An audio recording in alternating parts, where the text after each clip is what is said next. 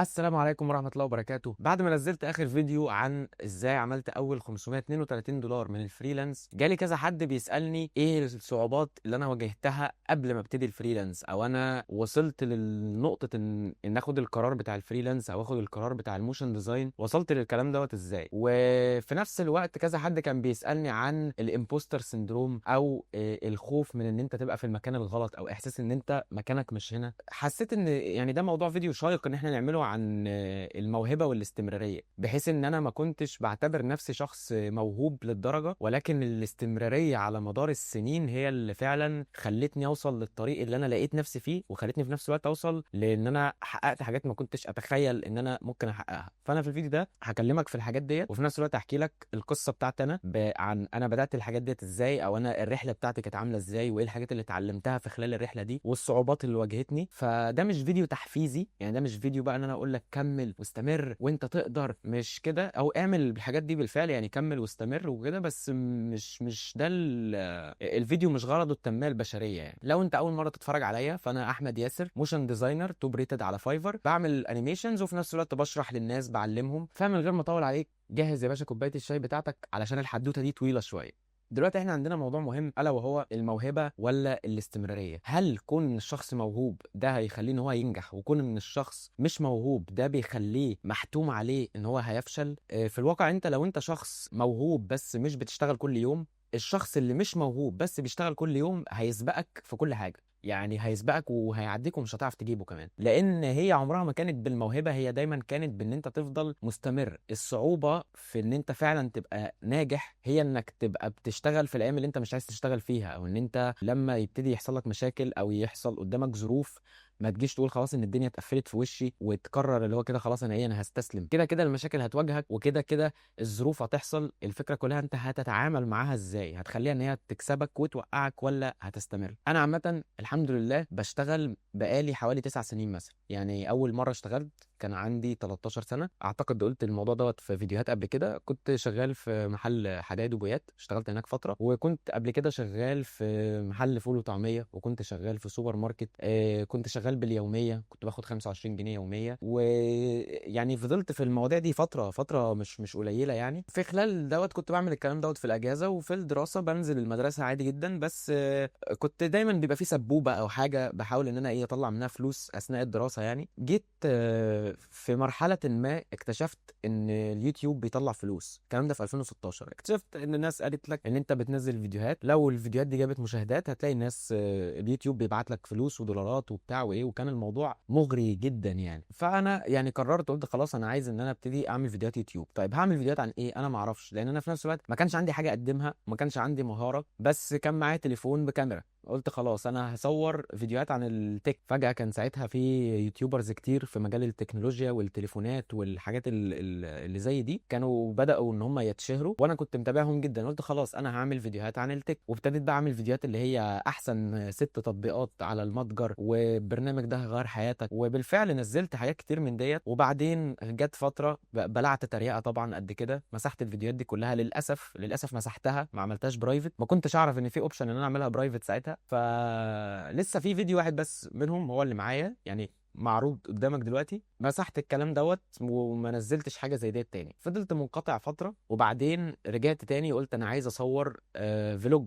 لقيت ان ساعتها موضوع الفلوجات كان بدأ ينتشر في مصر. قلت انا عايز اصور فلوج. وبالفعل صورت فلوج يوم في المدرسه، كانت حاجه حزينه جدا يعني، ونزلته. وما صورتش تاني، يعني لقيت ان انا خلاص، ما انا صورت في المدرسه مره، هصور ايه تاني يعني.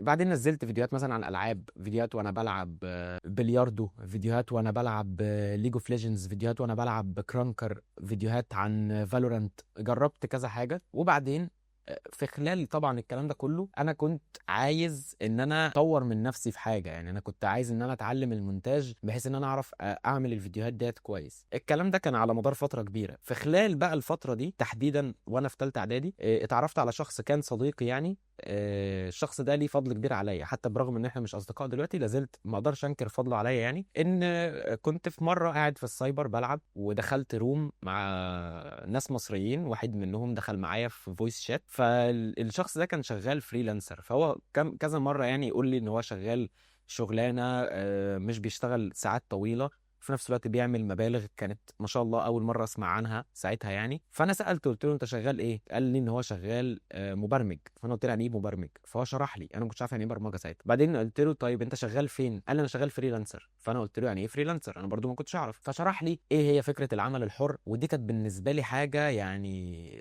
انبهار، كانت حاجه جديده عليا. الكلام ده كنا في 2017، فكانت ساعتها برضو ثقافه الفريلانس والعمل الحر ما كانتش منتشره للدرجه زي ما هي منتشره الايام ديت في مصر. فالمهم قلت له طيب انا عايز ابقى زيك، اعمل ايه؟ فكنت مستنيه ان هو يبعت لي كورس، او ان هو يقول لي مثلا خش دور على كذا او اتفرج على كذا. ولكن هو ما عملش كده، هو لقيته بيقول لي خش دور على جوجل، خش دور على اي كورسات على جوجل. ساعتها استغربت، بس ما خدتش بالي ساعتها ان ده اداني مهاره، وهي بالنسبه لي انا النهارده هي اهم مهاره عندي، وهي ان انا ابقى بعمل سيرش. موضوع انك تبقى بتعمل سيرش، ما تستناش ان المعلومه تجيلك، ده كفيل ان هو يغير لك حياتك 180 درجه. ده لوحده كده، ده كده لوحده بسم الله، ده اول حاجه ممكن تغير لك حياتك بالكامل. انت بتشتغل على برنامج ما، ظهر قدامك مشكله، مش لازم تستنى اما حد يقول لك حل المشكله، ان انت تفتح تدور على حل المشكله.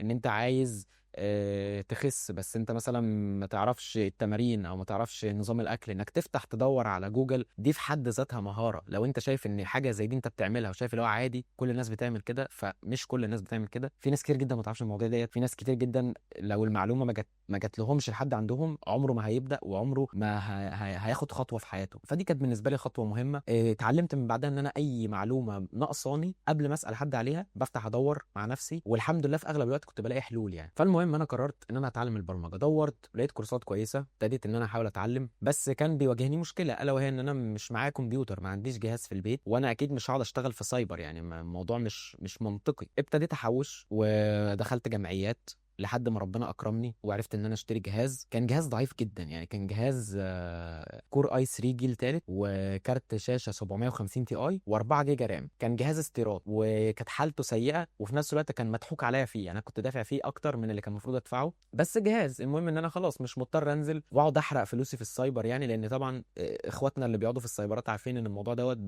بياكل الفلوس، وما بتبقاش قاعد على راحتك، والموضوع مش لطيف يعني. فالمهم اشتريت الجهاز من هنا، قلت خلاص انا هبتدي بقى ان انا اتعلم البرمجه عليه. طبعا اكتشفت ان الجهاز ضعيف جدا، ده من ناحيه، ومن الناحيه التانيه اكتشفت ان انا دماغي مش في البرمجه، يعني عادي. كان مثلا بقالي قد ايه، شهر شهرين بحاول اتعلم فيها، بس ما عادي دماغي مش فيها. ما قلتش مثلا ان انا كده انا ضيعت وقتي، او انا كده انا خلاص انا كده فشلت، او انا كده ضيعت وقتي في حاجه مش هكمل فيها، فانا كده مش هنجح في حاجه. لا عادي يعني، هي ان انت تجرب مجال وتكتشف ان هو مش ليك، دي بتبقى حاجه كويسه، انك بتبقى ايه يعني، عرفت ان خلاص دي كده مش هي، اشوف غيرها يعني، هشوف بقى ايه اللي بعده، لحد ما تجرب كذا حاجه وتلاقي الحاجه اللي انت هتستمر فيها باذن الله يعني.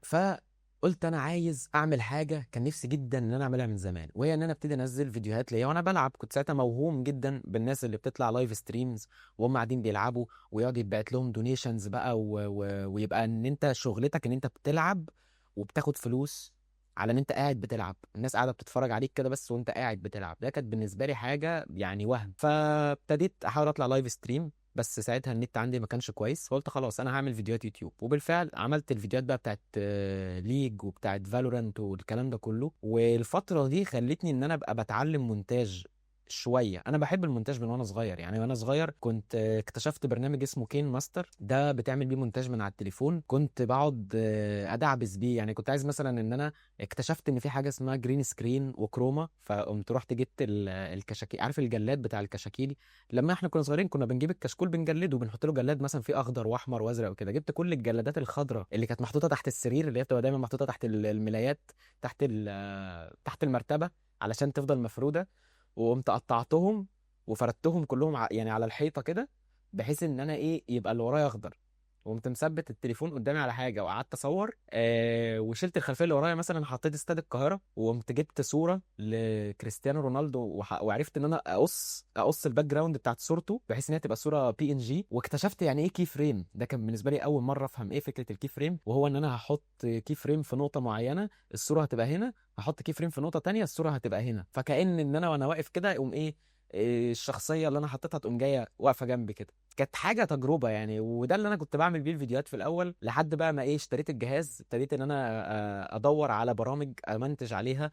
ما كنتش اعرف ساعتها ايه هو البريمير بقى والحاجات ديت، وكنت فاكر ان هي اصلا حاجات جهازي ما يشغلهاش يعني. اتعلمت المونتاج وعلى قدي، اتعلمت على قدي، وابتديت انزل الفيديوهات ديت بانتظام، كل يوم فيديو الساعه مش عارف كام، كل يوم كل يوم. فضلت على الحال دوت كتير يعني، عندي من الفيديوهات دي كتير قوي. طبعا كلهم دلوقتي خفيهم عشان هي حاجه تعر بصراحه، مش عايز حد يشوف الحاجات دي. تعدي الايام وتعدي السنين، وبعدين دخلنا في فتره الكورونا. انا الكورونا بتاعتي كانت في تانية ثانوي، فلما انا كنت في تانية ثانوي انا بقيت قاعد في البيت فاضي بقى، عايز ان انا اطور من نفسي، عايز اشتغل بقى فريلانس. انا كل ده اشتريت الجهاز وقعدت في البيت وما عملتش حاجه، فاكتشفت ان في ناس بتشتغل فريلانس بالفيديو ايديتنج. قعدت اقول لنفسي طب ايه ده، حلو قوي، انا كمان عايز اشتغل فريلانس بالفيديو ايديتنج.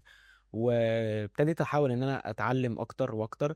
وكنت مثلا ممكن كل يوم اقعد اخلص كورسات، قاعد فاضي وموريش حاجه، ببتدي ان انا ممكن اخلص كورس 10 ساعات في قعده. مثلا انا قاعد فاتح الكورس من على تليفوني، وفاتح البريمير على الشاشه بتاعت الجهاز، وحاطط الشاشه، حاطط شاشه التليفون تحت شاشه الجهاز كده، وقاعد بتفرج واشتغل، اتفرج واشتغل.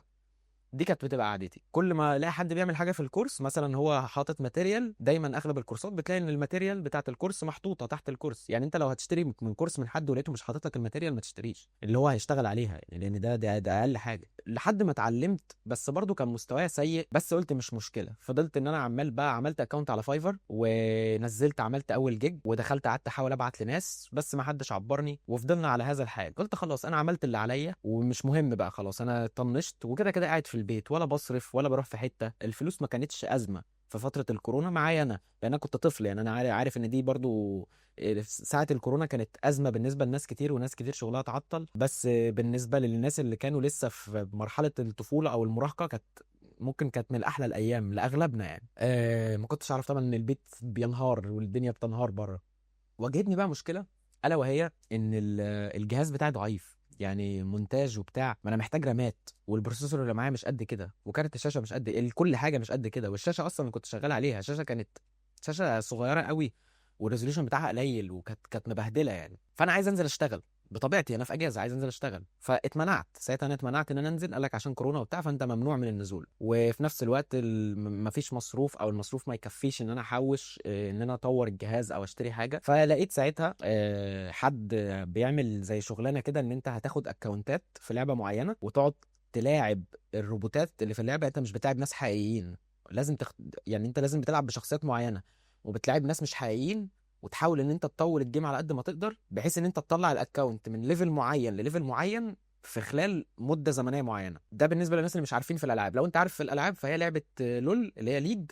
كنت مهمتي ان انا بلفل اكونتات من ليفل 1 لليفل 30 في خلال يا اما اسبوع، لو الاكونت ما عليهوش اكس بي بوست، سوري، لو الاكونت عليه اكس بي بوست. لان يعني الاكس بي بوست ده ايه، ان الجيم بيتحسب لك الضعف، فانت بتطلع بضعف السرعه. لو ما عليهوش اكس بي بوست، فانت بيبقى معاك اسبوعين عمال ما تخلصه. طيب بتخلصه بتاخد كام؟ الاكونت عليه اكس بي بوست كنت باخد عليه 200 جنيه، الاكونت اللي ما عليهوش اكس بي بوست كنت باخد عليه 250 جنيه. فعشان اخلصهم بسرعه، كنت كل يوم بفضل قاعد 16 ساعه متذنب قدام الشاشه، قاعد بلاعب روبوتات. ومهمتي ان انا ولا اكسب ولا اخسر لاطول فتره ممكنه، عشان الجيم يتحسب لي بكتير يعني. طبعا ممكن حد يخش يقول لي انت بتلعب ولا حاجه وده مش عارفه ايه، بس هو انت مش بتلعب، انت قاعد متذنب 16 ساعه كل يوم عشان تاخد 200 جنيه اخر الاسبوع. مش ما كانتش اللي هي يعني. بس فضلت في الحوار ده شهرين لحد ما حوشت بالظبط 2000 جنيه. خدت ال 2000 جنيه دول وقمت نزلت زي الشاطر، عديت على البستان، اشتريت بدل ما كان معايا 4 جيجا رام اشتريت 16، وبدل ما كان معايا اي 3 جيل ثالث جبت اي 7 جيل ثالث. وهنا بقى دي كانت بدايه مرحله التطور الحقيقي بقى. يعني بدات احس كده ان انا معايا جهاز، حاجه كده ايه اشتغل بيه. وبالفعل اتعلمت اكتر عن المونتاج، بس مفيش عملاء. وابتديت بقى اتسحل في ان الاجازه خلصت، وانا دلوقتي نازل ثالثه ثانوي. فتالثه ثانوي لاخواتنا اللي مش في مصر يعني دروس بس، انت ما بتروحش المدرسه، انت دروس 24 ساعه. انا كنت ادبي، عندك بقى فيزياء ايه، عندك بقى تاريخ وعلم نفس وفلسفه وجغرافيا وعربي وانجليزي وفرنساوي. فانت السبع ايام بتوعك مليانين دروس. هيجي لك مدرس يقول لك احنا عايزين نكثف، عايزين نعمل حصتين في الاسبوع. هيجي لك مدرس يقول لك احنا عايزين نعمل امتحان شهر ولا امتحان اسبوع، ولو ما حضرتش الامتحان مش هدخلك. وتلاقي بقى مثلا ميعاد الحصه الساعه 8، المدرس يجي لك الساعه 9 ونص. يعني بيبقى دايما في تاخير، بيبقى دايما في عطله. ده غير طبعا ضغط الاهل اللي هو لا ركز في مذاكرتك، ودي سنه مهمه، وده مش وقت اي حاجه غير المذاكره. وهم طبعا معاهم حق يعني. انا مش بنصح الشباب ان انت ما تذاكرش، ذاكر طبعا، ولو انت وراك مذاكره اقفل الفيديو وروح ذاكر. ولكن انا كانت ساعتها دماغي في حته تانية، وكان عندي ريسكات كده معينه في دماغي انا مستعد ان انا اخدها، وعارف العواقب بتاعتها. بس ما اقدرش ان انا انصح، يعني مهما حصل ما اقدرش انصح حد ان هو يعمل نفس اللي انا كنت بعمله. انا ما كانش عاجبني الوضع المادي، ومتضايق من خلاص ما الفلوس مضايقاني، وشايف ان في احسن، عارف ان انا عندي احسن. فقمت جيت في يوم كده، قمت رميت كل الكتب من على المكتب، قمت فتحت الجهاز وقلت انا هقعد اعمل فيديو. ما حصلش. وبالفعل عملت فيديو حلو. قعدت مثلا فيه بتاع 16 ساعة أو 18 ساعة. خلصته وقمت بدأت أبعته لناس كتير جدا، لحد ما الحمد لله جالي أول شغل في مجال الفيديو إيديتنج. وهو كان بعمل فيديوهات كده للعبة. كانت الفيديوهات دي بتاخد مني في اليوم حوالي 10 ساعات. هنا بقى بصراحة أنا كنت متوتر جدا، لأن اللعبة دي أنا مش فاهم فيها حاجة. هي لعبة كروت زي اليوجي كده، ولعبه ممله جدا ومفيش حد بيلعبها. وانا مهمتي ما كانتش ان انا مونتير او ان انا بعمل مونتاج، انا مهمتي ان انا اخش على مواقع اللايف، اجيب كليبات من الناس اللي بقى فاتحين لايف ستريمز. فانا ممكن اقعد اتفرج على لايف ستريمز قد كده، واتفرج على كليبات قد كده، عشان بس اجمع فيديو 10 دقائق وانس. يعني بمجرد ما انا بقى معايا الكليبات دي، كل اللي انا بعمله ان انا بقوم راميهم على البريمير، وحاطط ترانزيشنز جاهزه ومرندر، وبعته لصاحب الشغل. ما كانتش مونتاج ولا حاجه، هو كانت شغلتي يعني عبد مش اكتر. بس كانت بتقضي الغرض، وكانت بالنسبه لي نقله في الفلوس، ان انا ابقى بقبض لاول مره. ده كانت حاجه جديده عليا. فانا خدت الفلوس دي وقمت نزلت اشتريت لنفسي شاشه جديده، واشتريت لنفسي اس اس دي. بقيت شغال بشاشتين، والجهاز الاس اس دي فرق معايا كتير. بعدين واحده واحده قمت مغير الجهاز كله، جبت جهاز بنفس قوه الجهاز القديم، ولكن الفرق ان هو الحاجات اللي فيه جديده، فممكن اطورها اكتر على المدى البعيد. على عكس الجهاز القديم، كان ما فيهوش اي حاجه تانية اقدر اطورها اكتر من كده. الاي 3 جيل السابع كان اعلى حاجه تركب عليه، وال 16 جيجا رام كانت اكتر حاجه ممكن تركب عليه، او تقريبا كان ممكن اركب عليه 32 تقريبا. فالمهم طبعا لما اهلي عرفوا ان انا شغال، ما عجبهمش الموضوع، وسيب الشغل وانت في سنه مهمه وده مش وقته، والكلام ده كله. ولكن انا ما صدقت، مش وقت، مش بعد ما خلاص وصلت للحاجه اللي انا بطمح ليها بقالي قد ايه 3 سنين او 4 سنين تقولوا لي اسيب الشغل. مش هسيبه. طيب عشان اتجنب بقى المشكله دي، فانا بقيت مضطر ان انا اضحك، او مش اضحك، بقيت مضطر ان انا اكذب عليهم. ففهمتهم ان انا سبت الشغل، ولكن انا ما سبتوش ولا حاجه. انا كنت الصبح في الدروس، وبالليل قاعد شغال. فانا مثلا عندي درس الساعه 12 الظهر، هيخلص الساعه 3. عندي درس تاني الساعه 5، هيخلص الساعه 7 مثلا. هرجع بالليل هقعد همثل اني بذاكر او هذاكر لحد ما اهلي يناموا. بعدين اقوم فاتح بقى الجهاز وافضل قاعد شغال. عمال ما اخلص الاقي مثلا الساعه بقت 10 الصبح. ابص، ده انا عندي درس بعد ساعتين. لازم بقى اقوم ايه، قايم لابس ونازل، او انام ساعتين وانزل على طول. فطبعا الموضوع كان مش هقول لك بقى مش صحي ومتعب ومش مضيع، مش فكره كده. هي الفكره كلها بس ان انت الاثار الجانبيه بتاعت قله النوم والضغط اللي انت فيه، اذا كان ضغط ان انت مش بتذاكر، او ان انت مش عارف هل الطريق اللي انت مختاره هو ده الطريق الصح، ولا انا هندم بعدين واقول يا ريتني قعدت ذاكرت. وان انت دايما انت مهما ذاكرت مش كفايه، لا انت ما ذاكرتش كفايه، المذاكره ما بتخلصش، درجاتك مش حلوه، الكلام ده كله، وقله النوم. وطبعا ان انشغالك ده بيبعدك عن صحابك، فانت بتلاقي ان انت ما بتلحقش تقعد مع حد، وما بتلحقش تقعد مع نفسك حتى تفكر ان انت متضايق. يعني انت من كتر ما انت مهموم او مضغوط، كلنا at some point بنتحط في نقطة ان انت من كتر ما انت فعلا مفحوط، انت ما عندكش وقت ان انت تقعد مع نفسك كده تقول ايه ده، تصدق ان انا مفحوط، او ان انا متضايق. ما عندكش وقت تتضايق. فكان ده بقى بيخرج مثلا بعصبية، تلاقي انت طريقة تعاملك مع الناس بقت عصبي، بقيت ان انت دايما مقريف او جادد او اسلوبك مش لطيف.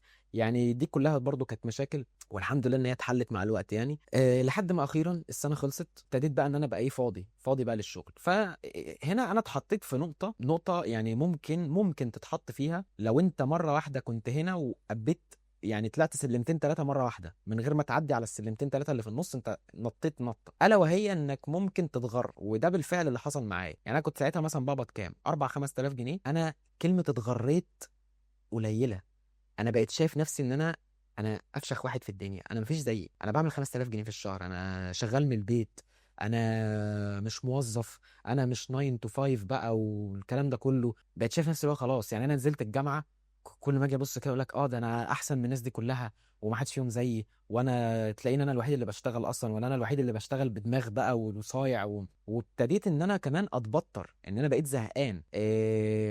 ماشي يا عم بنشتغل، وبعدين بتكسب فلوس، وبعدين ايه يعني عادي. بيها او من غيرها هنعيش يعني، ومش فارقه. التبطر على النعمه ده يعني هي اكتر حاجه ممكن تخسفك الارض عامه يعني. انا بعدها بجد بعد ما السنه دي خلصت انا عيني ما شافتش الا النور. جيت بدات 2022، خسرت الشغل تمام، وبرضه الشغل اكتشفت ان هو كان فيه حاجات حرام كتير مش عجباني، وانا كنت عايز اخسره بالفعل يعني. خسرت الشغل. قلت يا عم عادي، انا فيديو اديتور وبقالي سنه وشويه شغال، اكيد هلاقي شغل تاني يعني. ما لقيتش شغل تاني، وفضلت اقدم في كذا حته على وظايف وعلى شغل فريلانس، ما حدش عبرني. قلت خلاص انا هتعلم انيميشن. قلت هتعلم لوجو انيميشن. قعدت فتحت كام توتوريال مشيت وراهم، عملت اللوجو انيميشن بالفعل. بس انا لو قلت لي اعمل حاجه بقى جديده، او حتى لو اديتني فكره وقلت لي اعملها، مش هعرف اعملها، لان انا ما كنتش فاهم اصلا البرنامج. انا فتحت قلدت ورا الراجل عمياني، كنت اغلب الوقت اصلا ببقى قافل الصوت وقاعد كده بقلد وانا مش مركز، وسميت نفسي ان انا كده انيميتور. وطبعا دي كانت غلطه كبيره ومحدش اشتغل معايا، والحمد لله ان محدش اشتغل معايا. فلوسي خلصت وفلست، ما لقيتش قدامي غير ان انا انزل اشتغل كول سنتر. وبرغم كل ده غروري ما وقعش برضه. كنت نازل اللي هو انتوا فاكريني زيكم كده وهكمل هنا وبتاع، انا شهرين ثلاثه كده وهقلبكم. انا مش موظف، انا مش هكمل مش زيكم، انا احسن، انا احسن من الناس كلها. كانت يعني جنون عظمه، جنون عظمه كان بجد، كان سيء. بس كنت طفل يعني، كنت مراهق. كان عندي كام سنه؟ كان عندي 18 سنه ساعتها، اللي هو يعني كنت لسه بتعلم. قضيت 4 شهور في الشغلانه الحزينه ديت، وفي ال4 شهور دول كان يعني اكتئابي عمال بيزيد بيزيد بيزيد بيزيد. وبعدين جيت عملت لنفسي خطه كده ان انا هسيب الشغل وهرجع تاني اقعد في البيت وهتعلم حاجه وهشتغل بيها وسبت الشغل بالفعل. والفلوس اللي انا كنت محوشها كلها عشان اقعد بيها فتره من غير شغل عشان اطور من نفسي، حصل لي شويه مشاكل كده والفلوس دي طارت من اول اسبوعين مثلا، والخطه بتاعتي كلها باظت. وبقيت بقى مش عارف اودي وشي منين. لو انا رجعت الشركه بعد ما كل الناس قالوا لي ما تسيبش الشغل غير وانت عارف انت رايح فين بعدها، وانا قلت لهم لا وانتوا ما تعرفونيش وانا ما فيش الكلام دوت، وانا هقعد شهرين كده بس في البيت بدماغي اجيب شغل واجيب بقى فلوس وهتشوفوا ومش هتشوفوا. لو رجعت لهم بعدها باسبوعين كنت بجد لا يعني، انا كان عندي اللي هو مش عايز حد يشوفني وانا مكسور، ان شكلي كده مكسور للدرجه دي. هقعد يا عم في البيت، مش هرجع كول سنتر تاني. وفضلت قاعد قلت خلاص انا هحاول اتعلم مع نفسي، من غير ما يبقى معايا فلوس، وعادي هقعد شويه متبهدل، بس مش مشكله. قعدت حاولت اتعلم ماركتينج، وخدت دبلومه كده، كانت منحه نازله من الوزاره ولا مش عارف، كانت حاجه كده. خدت المنحه، خدت اول مرحله فيها وما كملتش، ما عجبنيش الماركتنج. قلت خلاص انا هتعلم جرافيك ديزاين. حلو الجرافيك ديزاين، قعدت اتعلمت شويه في الجرافيك ديزاين. لقيت ان الفوتوشوب ده اختراع بجد يعني، حسبي الله ونعم الوكيل في اللي عمله، بجد سيء، انا مش فاهم فيه اي حاجه، مش عاجبني. قلت مش بتاعتي الجرافيك ديزاين دي. قلت انا هرجع اتعلم برمجه تاني، انا دلوقتي كبرت، دماغي كبرت، اكيد هفهمها واكيد هتبقى سهله بالنسبه لي. قعدت اتعلمتها اسبوعين كده ولا حاجه، وبعدين قلت بقول لك ايه، البتاعه دي مش ليا. فاللي هو انا زهقت، انا عمال بتعلم حاجه كل شويه، اتعلم حاجه اوقف، اتعلم حاجه اوقف، اتعلم حاجه اوقف، وفلوسي خلصت. ما انا مفلس برضو يعني، اكيد عندي احتياجات، اكيد عندي التزامات، فانا ما بقيتش عارف اعمل ايه. فقلت خلاص انا هنزل هشتغل اسيستنت. فكان في مدرس كنت ساعات بساعده ان هو يعمل فيديوهات، او ان هو يمنتج الحصص بتاعته، او ان هو يعمل بقيت كمان بعمل له بوسترات للحصص. بقيت بعمل له بوسترات للحصص، وبقيت بعمل له اعلانات، بقيت بعمل له ماركتنج، ادسنس بقى والحاجات ديت. وطلب مني ان انا اعمل له فيديو انيميشن. قلت له انا مش بتاع انيميشن، انا بتاع فيديو اديتنج، امنتج لك. كان يقول لي دايما ايه، لا لا انت شاطر، انت شاطر انتوا العيال بتوع الكمبيوتر، انت هتقدر. وانا ما كنتش برضه اكسفه يعني. فهو خلاني ان انا اندمج في كذا مجال مختلف في نفس الوقت. وفي نفس الوقت بدات ادور على حاجات تانية شبيهه يعني. كان في حد تاني عامل مركز تعليمي، لقيته بيقول لي انا عايزك تيجي معانا في يوم الافتتاح، تصور لنا اليوم كله وتمنتجه لنا، وتعمل لنا تصاميم للسوشيال ميديا، وتعمل لنا تصاميم للكراريس، ويعني بص عايز كل حاجه. وكان عايزني على وقفتي معاه اليوم كله. بعد ما انا نزلت قلت له اصلا انا مش مصور، انا فيديو اديتور مش فيديو جرافر، في فرق بين الاثنين. فيديو جرافر ده الشخص اللي بيصور ويمنتج، فيديو اديتور ده الشخص اللي بيعمل اديتس بس. قال لي لا لا انت شاطر وهتقدر. يا اخي يخرب بيت كلمه شاطر وهتقدر ديت. قلت له ماشي حاضر. فالمهم نزلت معاه وفضلت واقف اليوم كله على رجلي، وصورت ومنتجت وعملت التصاميم وعملت كل حاجه، لقيته في الاخر عايز يكرمش لي 200 جنيه، فاهم؟ ويقول لي خلاص بقى ايه ده حسابك؟ اللي هو حساب ايه يعني؟ ايه 200 جنيه؟ فانت عارف يعني انت متخيل ان أنا بعد كل ده، كل اللي انا خدته منه 250 جنيه بالظبط على تصوير ومونتاج وتصاميم واعلانات وحاجات، يعني بجد لا عملت معاه شغل كتير. فالمهم قلت بقول لك ايه، الكار ده مش كاري. وطبعا حته انك تبقى شغال اسيستنت، تبقى انت عندك 19 سنه وواقف على طلبه عندهم 17 سنه 18 سنه، برضو كان الموضوع مش لطيف يعني، مش حاجه لطيفه خالص. وكمان ان اغلب الناس دي بتبقى ناس انت عارفها، ما هو كانوا معاك في المدرسه، كانوا اصحابك، كانوا ايا كان. بقى الموضوع بقى مستفز. المهم سبت الشغل لان هو ما كانش مجزي، من الشغلانه دي ما كانتش مجزيه نهائي يعني. ما كنتش بكمل حتى ال 1700 جنيه او 2000 جنيه في الشهر. لا حول ولا قوه الا بالله. حبكت الهوهوه دلوقتي يعني. طيب وانا قفلت الشباك وباذن الله صوت الكلب ما يبقاش طالع، عشان ايه يعني؟ انا بالظبط 5 دقايق وهبقى حران، هبقى بعرق، هبقى بنز عرق. المهم الشغلانه دي ما كانتش مربحه بجنيه يعني، فانا سبتها وما كملتش فيها. وبعدين قررت بقى ان انا ايه، انا هنطلق في الانيميشن. ليه ما اعرفش، بس انا حسيت ان الانيميشن يجي منه. بس هنا بقى واجهتني كذا مشكله. اول حاجه لما جيت ابتدي اتعلم انيميشن قال لك انت هتحتاج تتعلم الالستريتور. بعدين قلت لحظه كده، هو ده مش مجال ابداعي يعني؟ ده فن وكرييتيف بقى والحاجات ديت. انا مش شخص مبدع، او انا مش شخص كرييتيف للدرجه هسلك في المجال ده. كل حاجه في دماغي كانت بتقولي لا. كانت اكتر حاجه مخوفاني من المجال دوت، ودي ممكن نقول عليها، مش عارف دي تتصنف ان هي امبوستر سندروم ولا لا، بس هي كانت حاجه مخوفاني. بس قلت هل انت قدامك اوبشن تاني؟ لا خلاص انا هكمل فيه وامري لله. اتعلمت اساسيات الالستريتور، وبعدين ايه، بدات اخش في اساسيات الافتر افكت. انا كنت بمر بمشكله ماديه ساعتها، ماشي؟ كان في فلوس لازم اعملها بسرعه باي شكل من الاشكال، فانا مجبر انجز. في خلال 6 اسابيع كنت خلصت حوالي 100 ساعه كورسات، وحكيت بقى مواضيع كل الجزئيه ديت في الفيديو اللي فات. بس انا لما جالي اول عميل انا اتحطيت بقى في حته، انت هتفشل، انت مش هتعرف تعمل الفيديو حلو، انت بتضحك على نفسك، انت الفيديو مش هيعجبه وهيجي لك تقييم وحش وصفحتك هتتدمر، هتضطر تمسحها وتعمل صفحه جديده، انت لقيت بقى الشيطان عمال بيخش لي. وبصراحه الفيديو اللي هو بتاعه ده انا فعلا ما بعرفش اتفرج عليه النهارده من كتر ما هو وحش، بس العميل عجبه واداني 5 نجوم. ولو انا ما كنتش عملته ما كنتش زماني في النقطه، ما كانش زماني دلوقتي انت قاعد بتتفرج عليا يعني. دي حاجة. عملت الفيديو وعملت فيديو تاني وعملت فيديو تالت. طيب أنا في كل فيديو كان بيجيلي في أول مثلا سنة، حرفيا في أول سنة يعني، فضلت فترة طويلة جدا الأفكار دي في دماغي. أنت مكانك مش هنا، انت هتتفقس ان انت ما بتعرفش تعمل انيميشنز ولا حاجه، انت مستواك مش كويس كفايه، انت بتضحك على نفسك، انت مش مبدع، انت مش شايف الناس اللي في المجال من قبلك، ناس بدأ بقالها سنين، انت مش شايف الناس اللي بدأت بعدك وبقوا اشطر منك، او ان هم بقوا بيعملوا حاجات كرييتيف اكتر. وفضلت الفكره دي معايا كتير. هل ده منعني ان انا اكمل؟ لا. انا مش هوقف غير لما هي يعني تجيبني الارض. يعني لو انا هتجيبني الارض وهقوم تاني، مش هوقف مهما حصل. وفضلت مستمر. دي كده كانت اول مره احس بجد بحته الامبوستر سندروم. الامبوستر سندروم هي ان انت تبقى في مكان شايف ان ده مش مكانك، رغم ان هو مكانك عادي، بس انت من جواك كده اللي هو انا مش هعرف، انا مكاني مش هنا، الناس دي اشطر مني مش عارف ابقى زيهم. دي امبوستر سيندروم، او هي ليها يعني ليها مفهوم صح اكتر، ممكن تدور على جوجل وتشوفه يعني. وبعديها اصلا انا بعد ما عدى عليا سنه، انا كان دايما نفسي ان انا ابقى بشرح اكتر ما انا نفسي ان انا اشتغل. انا نفسي ان دايما ان انا ابقى بعمل شروحات وشايف ان دي حاجه انا متميز فيها، بس ما كنتش عارف انا هشرح ايه. فقلت طب ما حلو، انا اتعلمت انيميشن وبقيت بشتغل بيه بقالي سنه، ما اعمل فيديوهات عن الانيميشن. بس هنا بقى جت لي تاني مره البوستر سندروم. انت هتعمل فيديوهات بصفتك ايه؟ هو اللي هيتفرج عليك دوت إيه؟ هيتعلم منك ايه؟ انت اصلا انت بيجنر، انت ما بقالكش سنه، انت مستواك مش حلو للدرجه، انت معلوماتك مش كافيه. افرض حد سألك سؤال انت مش عارفه، افرض اتفقست مثلا ان انت لا انت مش انيميتور مش قد كده. فضلت دماغي عماله توديني وتجيبني. بعدين عملت فيديو والتاني والتالت، لقيت المشاهدات بتضرب، لقيت ناس كتير داخله بتتفرج وبتاع.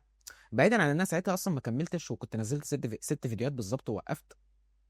بس جيت بعدين وجربت تاني، وكان عندي نفس الافكار، وبرضه نزلت 10 فيديوهات ووقفت لحد السنه دي. السنه دي هي اللي انا بدات فيها بقى تاني، وقررت ان انا المره دي مش هنقطع باذن الله مهما حصل يعني. فاول برضه ما بدات لقيت نفسي اللي هو طيب انت هتشرح لهم ايه؟ انت اصلا مش شاطر كفايه. مع ان انا ممكن اقعد مع كذا حد يقول لي لا انت شغلك ممتاز، انت شغلك عالي، انت شغلك ما فيش زيه، انت شغلك مش عارف ايه. انا ما بشوفهاش كده، انا ما ب... ساعات كتير ببقى مش شايفها بنفس الشكل، وده بيبقى الامبوستر سندروم. انتوا مثلا اقول لك على حاجه، انا مش متخيل كام مره انا الفتره دي بقيت بفتح لايفات، انا في كذا لايف بعد ما اقفله اقول لنفسي ايه اللي انت هببته ده، لايف وحش جدا، وايه الانيميشن الوحش اللي انت عملته ده، وكان عندك احسن، وازاي يبقى ده شغلك مش عارف ايه. بعد ما اجي افتح مثلا الجروب على الواتساب الاقي الجروب كله يا اسطى حط لنا اللايف على اليوتيوب عايزين نشوفه، الانيميشن كان تحفه، انا متضايق ان انا فاتني اللايف، انا عايز اعرف انت عملت الانيميشن ده ازاي، انا مش عارف. واجي ابص الاقي ايه ده، استغرب. اجي مثلا ان انا نزلت فيديو كنت فاكر ان فيديو عادي، يعني مثلا اقول لك على حاجه، الفيديو اللي فات ده انا وانا بسجله قلت مين هيقعد يتفرج عليا قاعد نص ساعه بهري، ولقيت ان في ناس كتير فعلا لقيت واحد داخل بعت لي على انستجرام بيقول لي انا استفدت منك وانت شجعتني وكان ماليش نفسي ان انا اشتغل وانت اشتغلت. اما الاقي حد مثلا داخل يقول لي انا اتعلمت منك كتير في الافتر افكت، ولا ان انا باجي ابص اللي هو ماشي ده بيهدي الفكره شويه، بس انا مش يعني مش غرض الفيديو ان انا بعظم في نفسي، يعني مش ده قصدي، انا قصدي ان انا ساعات بقعد مع نفسي كده افكر، انا لو ما كنتش اخترت الانيميشن، او بلاش انا لو ما كنتش استمريت في الانيميشن بعد ما انا مثلا اول عميل كنسل الاوردر معايا واتخانقت معاه، لو انا كنت مثلا قلت انا جربت البرمجه ومعرفتش اسلك فيها، فانا كل الحاجات بتاعت الكمبيوتر دي ماليش فيها خلاص، انا ماليش غير ان انا اشتغل وظيفه مثلا حاجه عاديه. فهي دي بقى نفس النقطه، انت دلوقتي ممكن تيجي تفكر تقول والله انا دلوقتي الانيميشن دوت صعب، انا الناس سبقاني بكتير، او انا المجال ده مش مجالي، او الفكره ان انا مش زيهم، انا ما عنديش الامكانيات اللي عندهم، او الناس دي طريقهم كان اسهل من طريقي. هو وارد جدا ان طريق اي حد يبقى اسهل من طريقك، ودايما دايما هيبقى في حد اسهل طريقه اسهل من طريقك، حتى لو انت مولود في بقك معلقه ذهب، في حد كان مولود في بقه يعني ايه اللي اكبر من معلقه ذهب، كان في حد اكيد حياته كانت اسهل. ففكره انك بقى تقعد تقارن رحلتك برحله الناس التانيين بحيث انت ترضي الانا اللي هو ان انا اصل الناس دي هم ما تعبوا مش هيتعبوا زي ما انا هتعب عشان هم رحلتهم اسهل من رحلتي، ماشي خلاص هتفضل زي ما انت في مكانك، وهم هيتقدموا هيتحسنوا هيروحوا لابعاد جديده، وانت هتفضل في مكانك، وانت يعني ممكن يتهيأ لك ان انت واقف في مكانك، بس في الواقع انت مش واقف في مكانك، يعني انت الدنيا بتتقدم، يعني انت واقف هنا اهو، الدنيا هتفضل تتقدم تتقدم تتقدم، انت بترجع لورا، انت مش واقف في مكانك زي ما انت فاكر، انت بترجع لورا، وفكره الوقوف في المكان ديت مش موجوده. تيجي مثلا ممكن تحبط نفسك وتقول اصل انا مش عارف اتعلم بسرعه زي ما هم بيتعلموا، انا الموضوع واخد مني وقت اطول. طيب هو في حد بيجري وراك؟ يعني هل احنا في سباق مين هيعمل فلوس اسرع، مين هيعمل فلوس الاول؟ هل لو انا مثلا اشتغلت وعملت فلوس قبل ما انت تعمل الفلوس انا هاخد الفلوس كلها مثلا وانت مش هتاخد حاجه، او خلاص كده انت هتحط على قورتك اللي جاله الفلوس متاخر؟ هي الحياه مش سباق، انت في سباق مع نفسك، لو انت النهارده احسن من امبارح حتى لو ب1%، فانت احسن خلاص، مالك باللي حواليك. فكره المقارنه في حد ذاتها يعني بتخسرك كتير وبتحبطك كتير، وفكره ان انت تقارن بقى نفسك بالناس اللي حواليك في المجال، ده دول اشطر مني، دول مش عارف ايه، انا عادي انا دلوقتي واحد بشرح افتر افكت ماشي، انا في ناس من اللي متابعيني بيعملوا انيميشنز احسن من اللي انا بعملها 100 مره، بشوف انيميشنز بتاعتهم بقول انا اللي اتعلم منكم.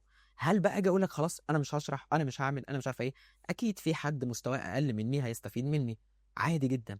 في ناس تانية تشوف شغلانات تقول لك انا مش هعرف اعمل نفس المستوى ده، او انا مش اصل انا مش معايا نفس الامكانيات، او انا مش عارف ايه. طيب ماشي، الحاجات ديت مثلا ما كلها جت خطوات خطوات، فانت ليه مش باصص للخطوه اللي قدامك وباصص للخطوه اللي فوق؟ لان الخطوه اللي فوق دي لما توصل لها هي لسه في خطوه ابعد منها، فهي خطوات انت لازم هتاخد الخطوات. ما تخليش ان الامبوستر سندروم احساسك ان انا مكاني مش هنا يوقفك، انت دايما لازم تبقى باصص لبعيد، لازم ما يبقاش في سقف لطموحك. ما تجيش تقول الحاجات دي مش لينا، الحاجات دي للناس الاغنياء، الحاجات دي للناس اللي بنشوفهم على التلفزيون، الحاجات دي للناس اللي حياتهم سهله، ده مش هيقدمك ولا هيأخرك.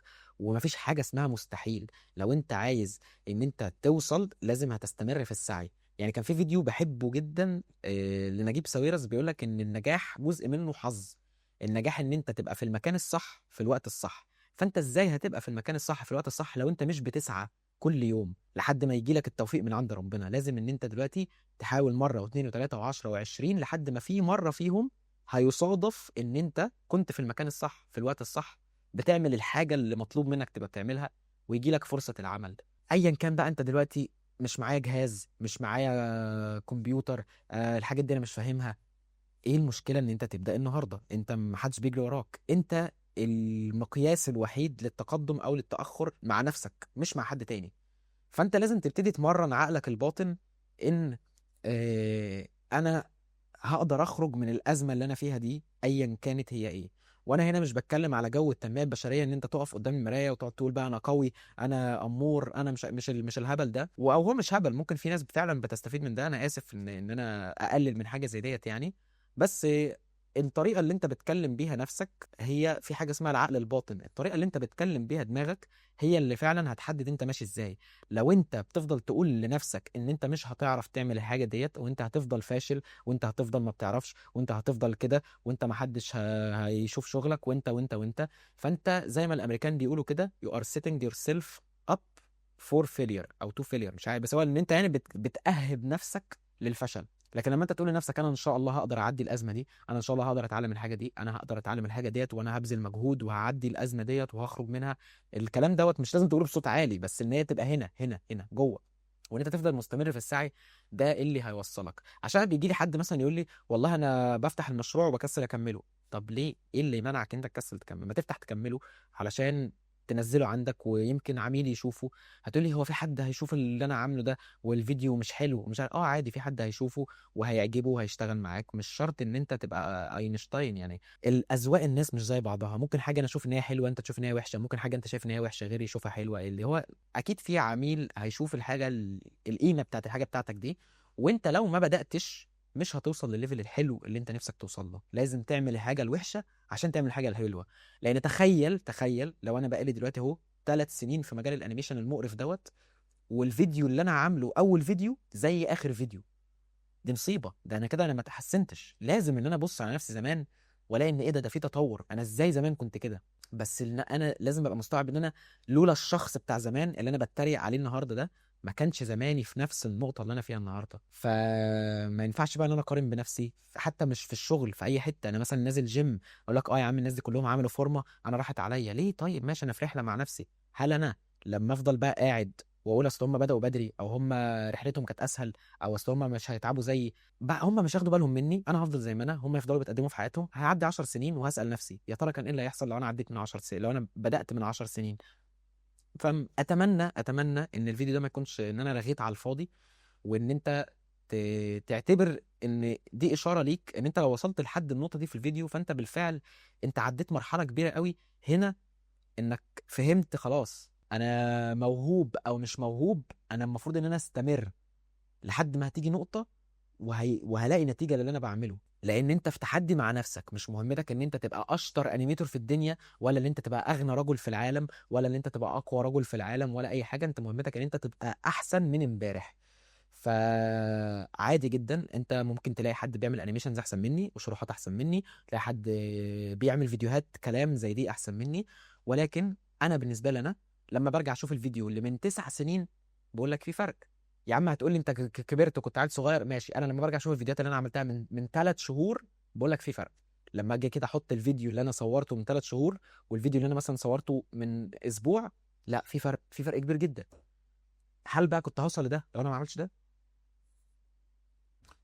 اعمل لايك وسبسكرايب، خش الجروب بتاع الواتساب. اي اسئله عندك عن الافتر افكت او عن الفريلانس او عن الفيديو اديتنج، حتى معانا فيديو اديتورز في الجروب، خش ابعت هتلاقي ان انا موجود برد عليك. احنا عاملين كوميونتي يعني، احنا دلوقتي 172 بني ادم وكلنا بنساعد بعض وبنرغي وبنهزر. وفي نفس الوقت لو انت عايز تسهل على نفسك بقى رحلتك في موضوع الافتر افكت ده، تقدر تشوف الكورس بتاعي. هتلاقي ان انا عامل لك شروحات اساسيات الافتر افكت، ازاي تقدر تجيب افكار للانيميشنز. عندك بقى في 3 انيميشنز من المستوى السهل للمستوى الصعب، وعندك في انيميشن رابع بنشرح ازاي نقدر نحلل الانيميشنز بحيث ان انت تقدر تعيد صناعتها. بعدين بنتكلم عن الساوند افكتس، وبنتكلم عن البلجنز، وبنتكلم عن ازاي تعمل صفحه على مواقع الفريلانس وتزود فرصك في ان انت يجي لك اول عميل. هتيجي تقول لي يا ابو حميد انا مش معايا فلوس اشتري الكورس، هقول لك مش مشكله، خش تابعني على التيك توك، بفتح لايفات بنشرح فيها بقى ايه، بنقعد بالساعه والساعتين بنعمل انيميشنز حلوه كده وبتاع. يعني ايه، خليك دايما معايا هتستفيد. اذا كان ان انت هتشترك او مش هتشترك، انت كده كده معايا هتستفيد. بس اتمنى يكون الفيديو عجبك، واشوفكم الفيديو الجاي.